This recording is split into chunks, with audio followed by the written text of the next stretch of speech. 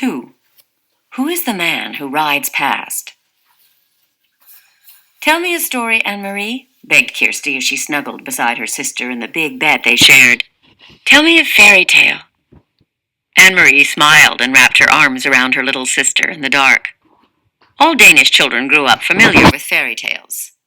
Hans Christian Andersen, the most famous of the tale tellers, had been Danish himself. Do you want the one about the little mermaid? That one had always been Anne-Marie's own favorite. But Kirsty said no. Tell one that starts with a king and a queen, and they have a beautiful daughter. All right. Once upon a time, there was a king, Anne-Marie began. And a queen, whispered Kirsty. Don't forget the queen. And a queen. They lived together in a wonderful palace, and... Was the palace named Amalienborg? Kirsty asked sleepily. Shh! Don't keep interrupting, or I'll never finish the story. No, it wasn't Amalienborg. It was a pretend palace. Anne-Marie talked on, making up a story of a king and queen and their beautiful daughter, Princess Kirsten.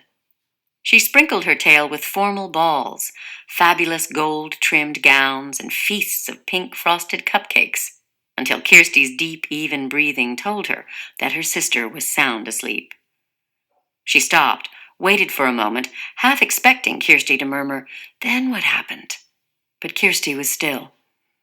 Anne-Marie's thoughts turned to the real king, Christian X, and the real palace, Amalienborg, where he lived, in the center of Copenhagen. How the people of Denmark loved King Christian. He was not like fairy tale kings, who seemed to stand on balconies giving orders to subjects, or who sat on golden thrones demanding to be entertained and looking for suitable husbands for their daughters. King Christian was a real human being, a man with a serious, kind face. She had seen him often when she was younger. Each morning he had come from the palace on his horse, Jubilee, and ridden alone through the streets of Copenhagen, greeting his people. Sometimes when Anne-Marie was a little girl, her older sister, Lisa, had taken her to stand on the sidewalk so that she could wave to King Christian. Sometimes he had waved back to the two of them and smiled. Now you are special forever, Lisa had told her once, because you have been greeted by a king. Anne-Marie turned her head on the pillow and stared through the partly opened curtains of the window into the dim September night. Thinking of Lisa, her solemn, lovely sister, always made her sad. So she turned her thoughts again to the king, who was still alive, as Lisa was not. She remembered a story that Papa had told her. Shortly after the war began, shortly after Denmark had surrendered, and the soldiers had moved in overnight to take their places on the corners. One evening, Papa had told her that earlier he was on an errand near his office, standing on the corner waiting to cross the street, when King Christian came by on his morning ride. One of the German soldiers had turned suddenly and asked a question of a teenage boy nearby. "Who is that man who rides past here every morning on his horse?" the German soldier had asked. Papa said he had smiled to himself, amused that the German soldier did not know. He listened while the boy answered. "He is our king," the boy told the soldier. "He is the king of Denmark." "Where is his bodyguard?" the soldier had asked. And do you know what the boy said? Papa had asked Anne-Marie. She was sitting on his lap.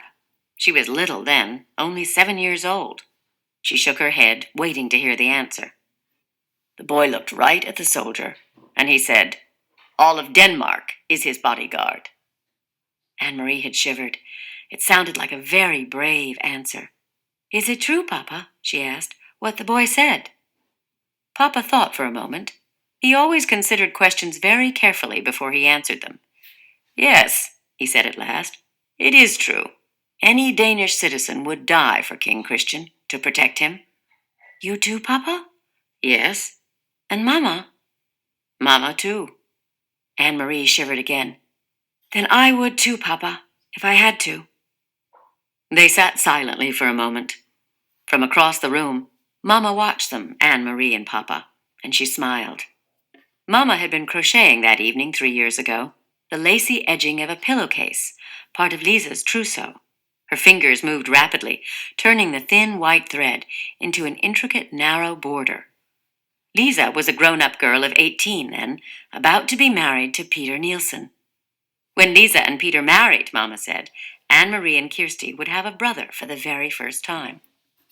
"Papa," Anne-Marie had said finally into the silence, "sometimes I wonder why the king wasn't able to protect us. Why didn't he fight the Nazis so that they wouldn't come into Denmark with their guns?" Papa sighed. "We are such a tiny country," he said, "and they are such an enormous enemy. Our king was wise.